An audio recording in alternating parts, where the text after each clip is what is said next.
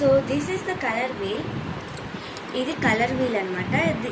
ఈ కలర్స్లో ఏమో primary colours, secondary colours, territory colours అని 3 టైప్స్ ఆఫ్ కలర్స్ ఉన్నాయి.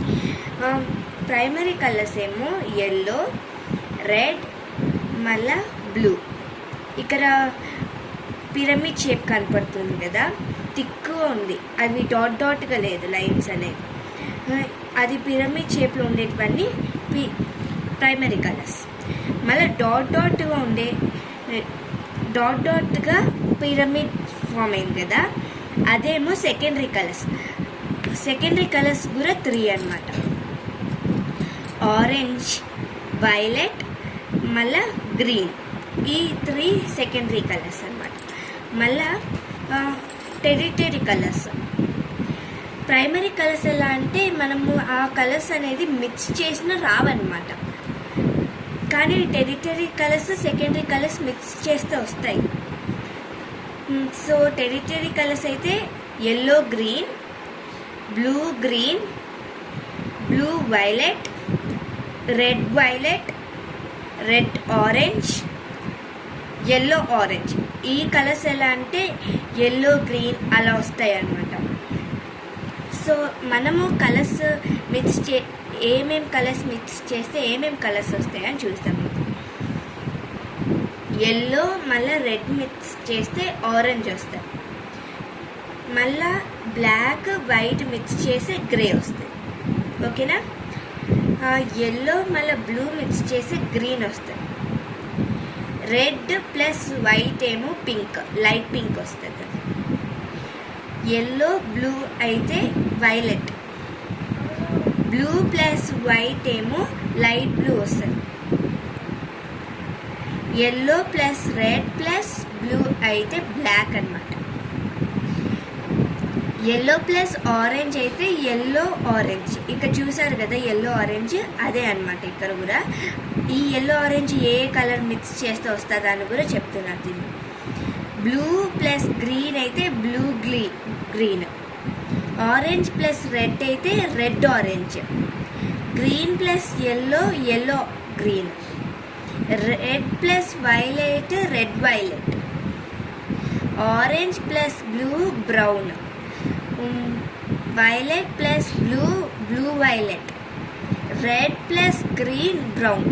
సో ఇవన్నీ అన్నమాట కలర్స్. ఏవేవి కలర్స్ అంటే మీరు ఫస్ట్ ఇవి గుర్తుపెట్టుకుంటే ఇంకా మొత్తం డ్రాయింగ్ ఎలా అయినా మనం చేయొచ్చు అనమాట. ఎందుకంటే కలర్స్ లేకపోయినా మనం క్రియేట్ చేయొచ్చు.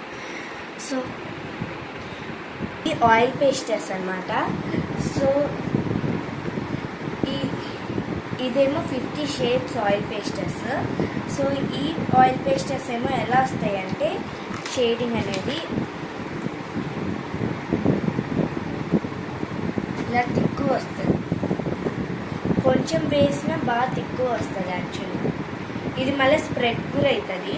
టిష్యూతో మనం అన్నామనుకో అప్పుడు ఇంకా స్మూత్ వస్తుంది. దాన్ని టచ్ చేస్తే చాలా స్మూత్గా ఉంటుంది. మళ్ళీ ఇలా స్ప్రెడ్ కూడా అవుతుంది, చేతికి కూడా అవుతుంది.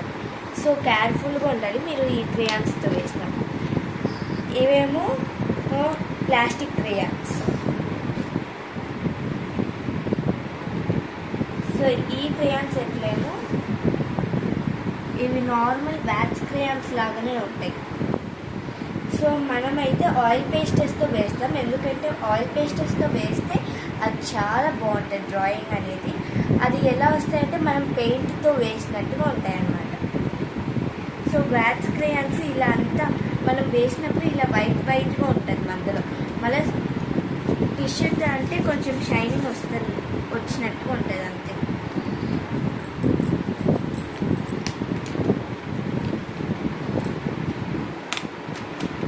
ఇవేమో వ్యాక్స్ క్రేయాన్స్ అనమాట.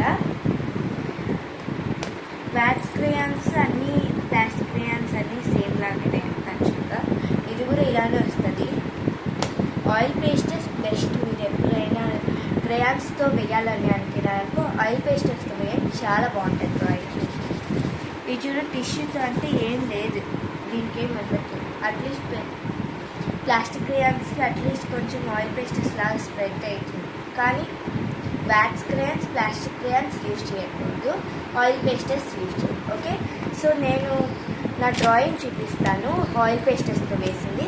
సో అప్పుడు మీకు తెలుస్తుంది అది ఎలా ఉంటుందా. ఓకే, సో ఇదేమో నేను ఆయిల్ పేస్టర్స్తో వేసాను. చూడడానికి అయితే మనం పెయింట్ వేసినట్టుగా ఉంది. సో కనపడుతుంది కదా. సో ఇలా అన్నమాట మనం సీనరీ వేస్తే ఇలా ఆయిల్ పేస్టర్స్తో వేస్తామన్నమాట. మళ్ళీ టిష్యూ ఎక్కడ యూజ్ చేయాలి, అన్ని చోట్ల మనం టిష్యూతో చేయకూడదు, అన్ని చోట్ల టిష్యూతో యూజ్ చేయకూడదు అసలు మనం. సో నేను ఇక్కడంతా క్లౌడ్స్కి మళ్ళీ ఈ వాటర్కి టిష్యూ యూజ్ చేయలేదు అనమాట. ఎందుకంటే అది స్ట్రోక్ లాగా కనపడాలి కాబట్టి. మనం టిష్యూతో చేసేవనుకో ఇలా స్మూత్గా వస్తుంది, ఇలా వచ్చేస్తుంది. సో మనకు అది స్ట్రోక్ లాగా ఉన్నట్టుగా కనపడదు. సో మనం టిష్యూతో అనకూడదు స్ట్రోక్స్ లాగా కావాలంటే. సో ఇంకొకటేమో, సో ఇది ఒకటి, ఇంకొకటి నేను వేసింది ఆయిల్ పేస్టర్స్తోనే. ఇది కూడా పెయింటింగ్ లాగానే ఉంటుంది. ఇదంతా నేను టిష్యూతో అనలేదు ఎందుకంటే అది స్ట్రోక్స్ రావాలి కాబట్టి.